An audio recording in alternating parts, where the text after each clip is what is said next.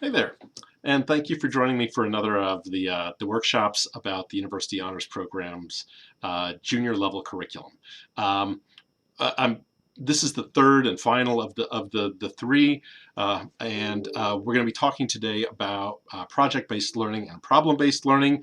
Both go by the acronym PBL, and so can become confused. And we'll talk a little bit about how they're similar, but also highlight some differences. But the reason that we're talking about these is that in the junior level curriculum, if you think back to the first workshop, if you happen to watch that video, we designed the curriculum for the junior level interdisciplinary experience to try to encourage spaces for project and problem-based learning. Um, and when we imagined the sort of arrangement of the two courses that students are taking concurrently, we sort of thought of one of them as a seminar space for encountering course readings or other sorts of materials. And the other course we sort of imagined as that space for project and problem-based learning. And so we want to talk a little bit about what they are. And I'm not going to give you a sort of kind of deep orientation to these things, but I do want to give you a sense of kind of what they're about. You may be somewhat familiar with these things already. But when faculty have their proposals accepted for the junior level experience, we invite those faculty to participate in a summer institute where we look a little bit more in depth into the topics that these workshops have covered, so including problem and project-based learning. So I hope you will consider submitting an application, a proposal to teach in the program, and then we can explore these topics together a little bit more fully next summer. So that being said, I'm going to launch some slides and sort of talk through them a bit. Like the other workshops, this one shouldn't be over long, and so we can get you going and on with other things in this busy time. So let me get to slideshow. It would probably help if I shared my screen first.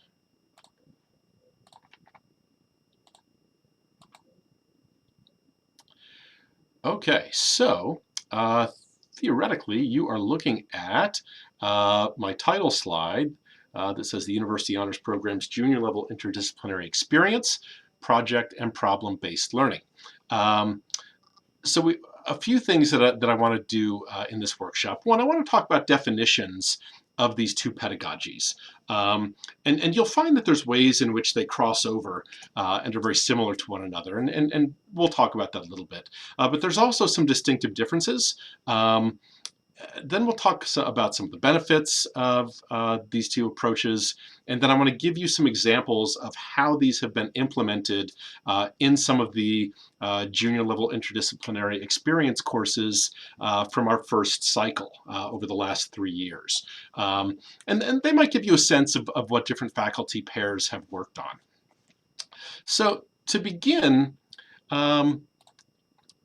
let's talk definitions. And one of the things I want to highlight at the outset is that while problem-based learning and project-based learning are distinctive in some ways, there's a lot of overlap. And we sort of want to challenge faculty who are considering submitting proposals for the interdisciplinary experience to kind of think about how maybe project-based learning and problem-based learning can be brought together. I think in a lot of ways, problem-based learning is a form of project-based learning. I think it's just a more distinctive version of it. But there are some ways that problem-based learning tends to do things somewhat differently. And so when it comes to the kind of professional development part of this experience and the place our curriculum provides for faculty to kind of develop new approaches to teaching their course materials, one of the spaces that we're encouraging faculty to play around in is how can project-based approaches and problem-based approaches be executed kind of simultaneously. And so we'll talk a little bit about that. But to move on, project-based learning is ultimately geared towards a kind of immersive experience that gives students agency over their learning. As it says there, project-based learning is a teaching method in which students gain knowledge and skills by working for an extended period of time to investigate and respond to an authentic, engaging, and complex question, problem, or challenge.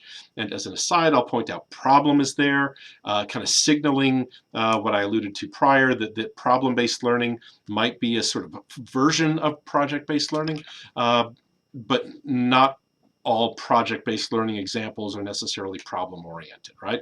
As you can see from having complex questions or a challenge rather than a problem that needs to be solved. Now, one of the things I want to highlight about this definition is that it talks about an extended period of time.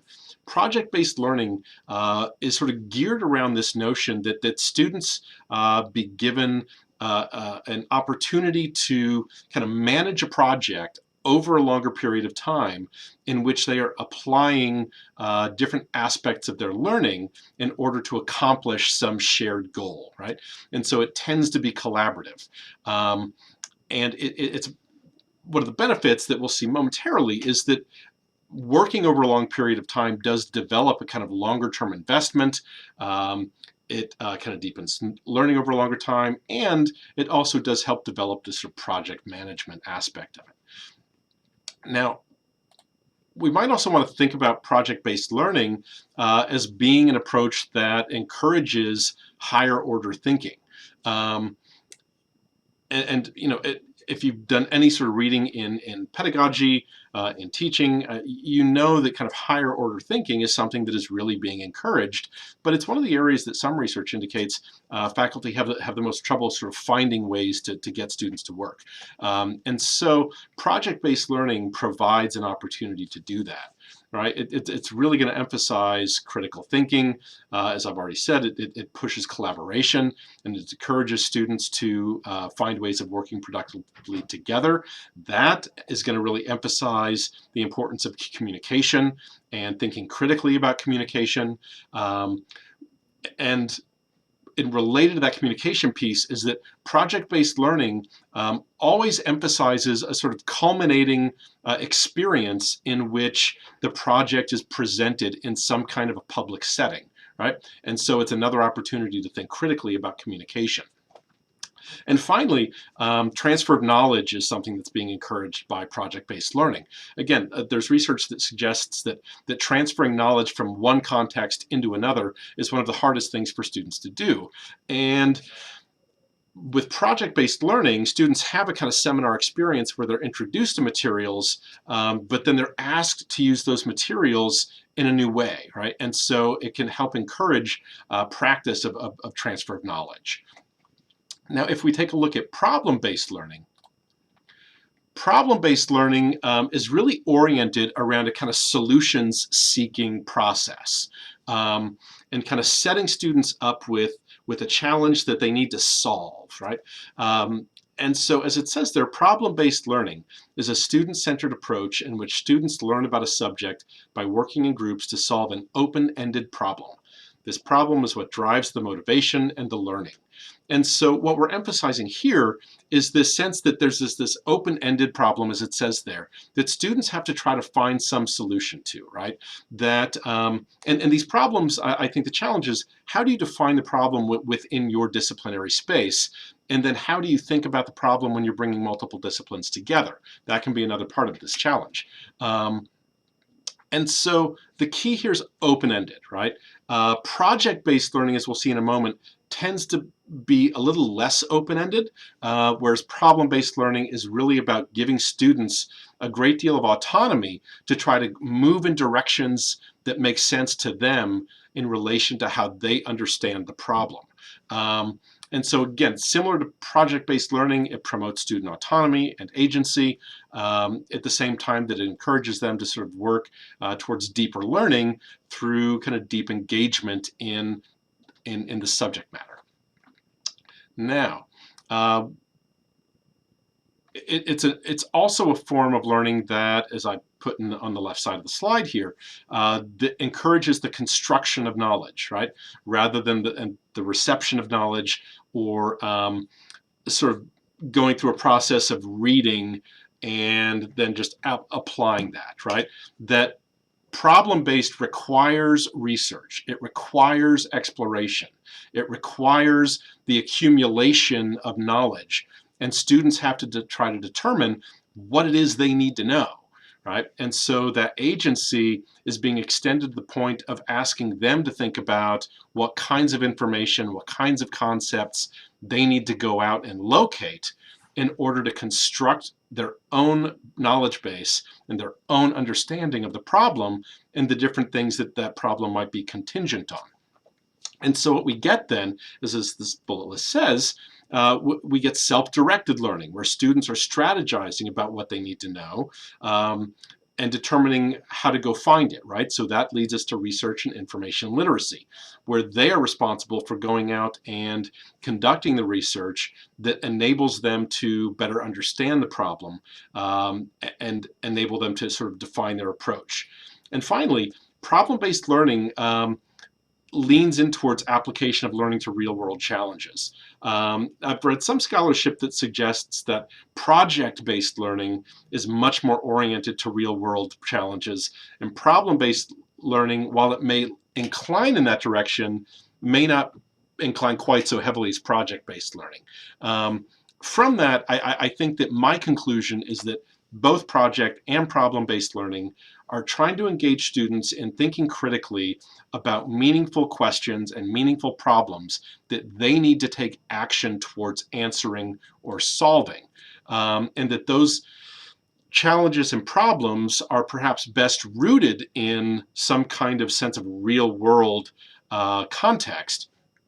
But I think that that can also become sort of an unnecessary challenge, right? The real world nature of it. For example, we have Carrie Barber and Jenny Anderson who are teaching a class on ancient Rome right now. And their course is really interested in political violence and regime change, and the way that political violence was used to change leadership and change government in ancient Rome. And that may, I mean, that's kind of real world. I mean, history is real world, certainly, but answering that question about political violence in ancient Rome is not solving a problem that necessarily confronts 21st century people, unless we make a move to say, well, we can see a corollary event happening with January 6th, with the January 6th assault on the US Capitol, right? And now we have another example of political violence being used as an attempt to change the direction of a government. And so I guess what I'm trying to suggest with this example is that we can sort of think in terms of analogy, we can think in terms of comparison, and think creatively about what we mean by real world. And ultimately, I think the goal within both PBL models is to try to give students some sense that there is something at stake in what they're learning, right? And in what they're doing, in the research they're conducting, in the kinds of answers and solutions they're proposing. The kind of immediacy of that can make it feel purposeful and important, right? But also that there are ways to do that simply by framing your topic. For example, to go back to Carrie and Jenny's course, you know, by framing ancient Rome as an example of political violence corollary to what we see on January 6th, thinking about ancient Rome feels like there's real world motivation, purpose, and urgency, right? And so I think there's multiple ways to think about how we get that kind of real world sense of importance and significance. Okay, so what both of these bring, right, and I've got them arrayed this way. You'll see that the bullet points are repeating the bullets on two of the slides, right? Project-based learning, we've talked about the way it emphasizes critical thinking, collaboration, communication, transfer of knowledge. Problem-based learning is doing the same thing, right? Problem-based learning, a lot of the research talks about self-directed learning, research into information literacy, and application of learning to real-world challenges. But you find the same thing in project-based learning, right? So these areas of emphasis are shared across the two. And that's why there's a lot of potential here to think about them side by side and harmoniously, right? Especially if we posit that problem-based learning is a version of project-based learning. right? So that what we're doing is giving students a problem that they have a long period of time to try to develop a solution for.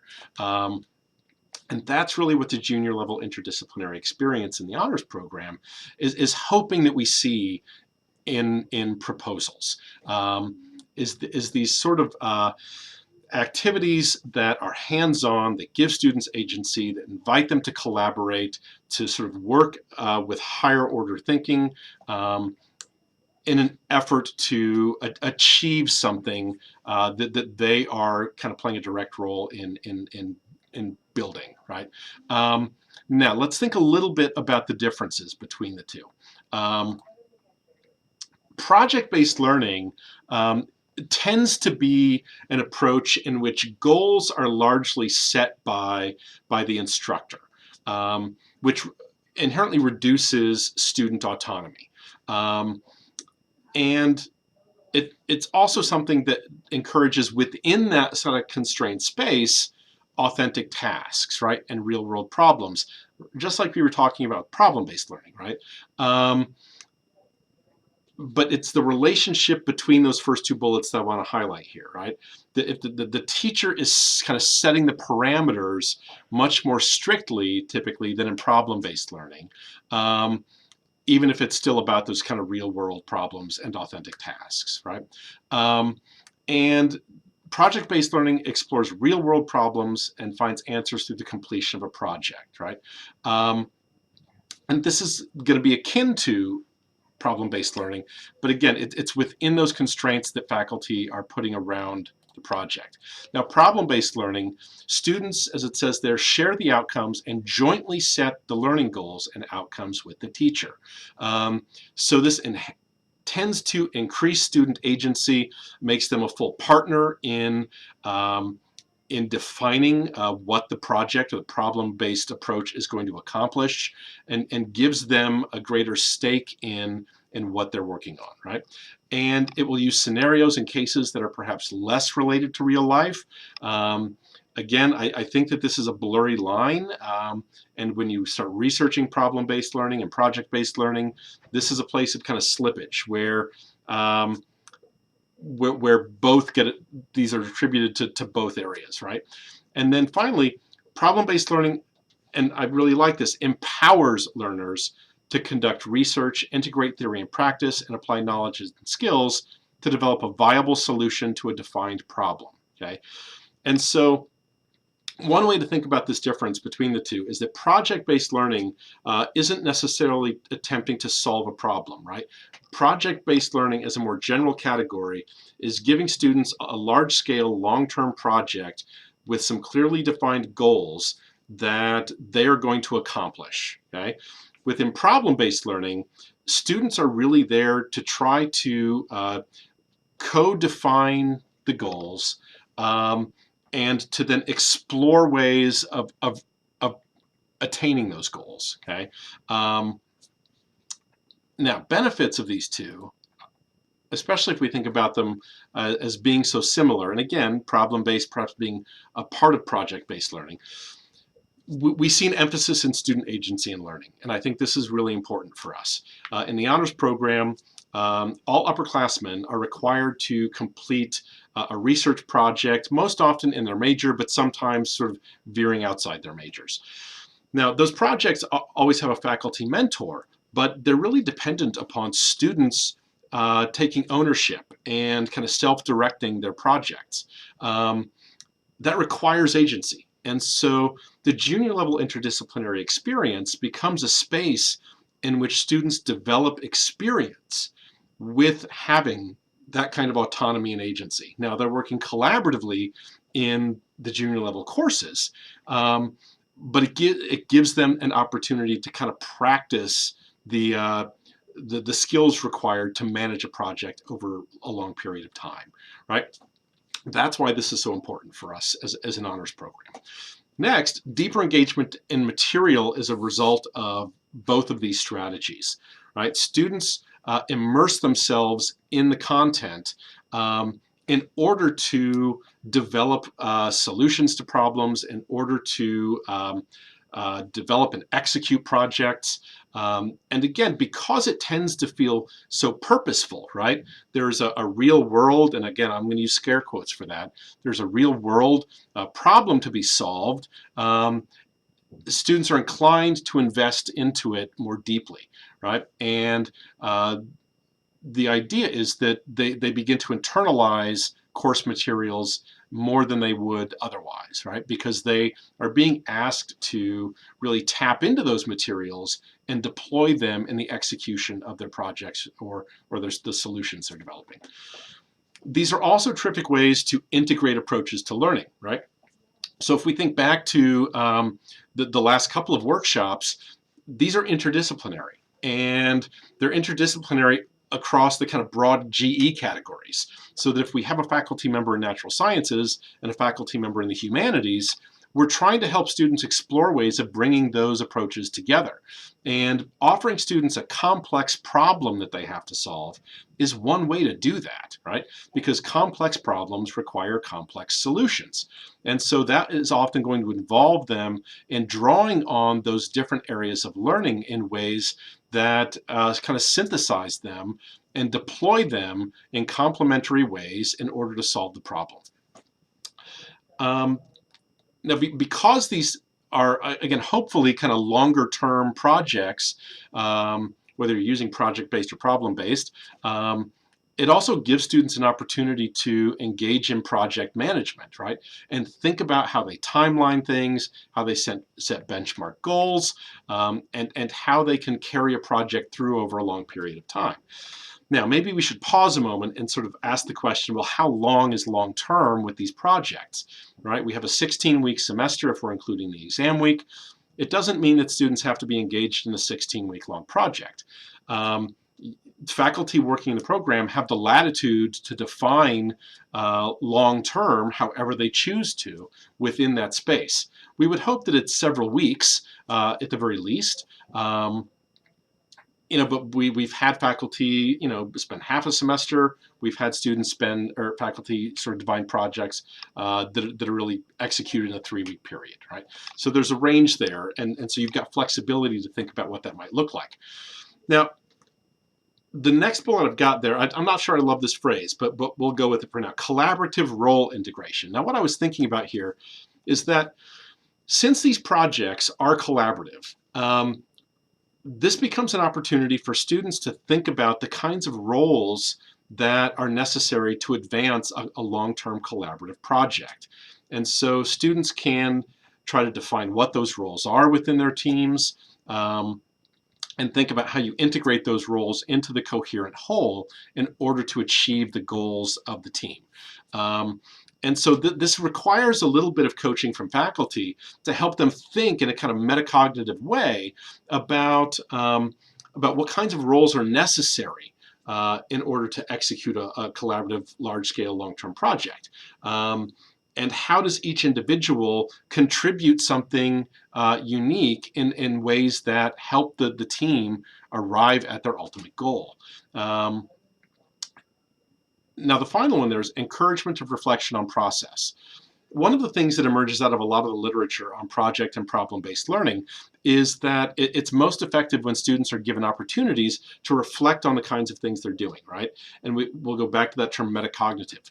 When students are given an opportunity to think about the processes that they are going through in order to construct knowledge that can be applied towards the execution or proposal, at least, of a solution to a problem, then they again gain a sort of deeper engagement with material, but also a better understanding of how learning works, of how knowledge is constructed, of how do you move knowledge and concepts from one context to another, so that reflection becomes in some ways more natural within this kind of a learning system. So, having talked about definitions, having done some brief comparison of the two, and talked about benefits, let's talk a little bit about some of the examples that we've had over the last 3 years. And I've selected 3 that sort of took very different approaches. There's some similarities between 2 of them in particular. So Jennifer Alford and Jess Naring put together a proposal about communication and the environment, right? And how to communicate about environmental issues.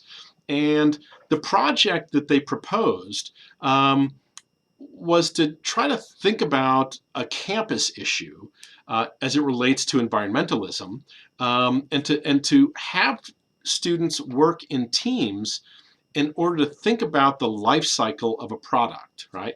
And kind of focusing it on campus and things that students might encounter on campus. And so as you can see there, they write, one application includes using a life cycle analysis that includes identifying and documenting a product's life from resource extraction or reuse to how it is used or consumed and where its end life resides, right? Whether it's a landfill, composting, recycling facilities, right? And so this project asks teams of students to really try to understand the processes by which products kind of come to market, are used, and then disposed of, right? And when we think about the sort of public nature of the kind of culminating experience of making a public presentation of a project, it kind of motivates that work, right? Because students are then able to highlight what they might see as problems in that life cycle, or to highlight good examples in ways that can be kind of mimicked as examples of kind of a good use of a product from the beginning of its life to the end. And so it kind of fits those needs of problem and project-based learning, right? So let's take a look at the next one. This is one that was done by Kelly Campbell and Claudia Davis. And they taught a class on activism that encouraged students to think critically about engagement around community issues. And so they asked students to work in groups to identify a project focus, whether that was environmentalism or it could be food deserts, poverty, hunger, anything. And to kind of, based on a kind of shared interest in one of those issues, identify a community partner, learn from that partner about the needs related to that topic, and what kinds of changes they think needed to be made, and then to start doing research in order to try to propose some kind of a solution or to propose an action plan for addressing that challenge. This was wildly successful. We had students beginning to kind of execute action plans. It was really impressive to see and downright inspirational. But again, this is a great example of kind of problem-based learning, in particular with a strong community tie, right? And it involves kind of being sensitive to community needs, community partners, listening and learning from community partners, and as a part of the process of amassing knowledge, understanding that can then be deployed in the action plan. Now, the final one I'm going to show you is specific to a particular pedagogy. It's been developed by Terry Nelson and Becky Talon. Terry Nelson and Davida Fishman kind of initiated this with an early iteration of the course during our pilot project for the curriculum. And what they've done is they've taken the pedagogy reacting to the past, which you may be familiar with, but if you're not, it's an approach that enables faculty to explore topics by kind of locating them within historical moments and turning those historical moments into role-playing games in which each student in the class occupies the role of a historical person. And the different students in the class are organized into kind of factions that share goals, while each student also has an individual goal. And then there are some students who are called indeterminates. And indeterminates are not allied to a faction, but the different factions are competing for the support of those indeterminates.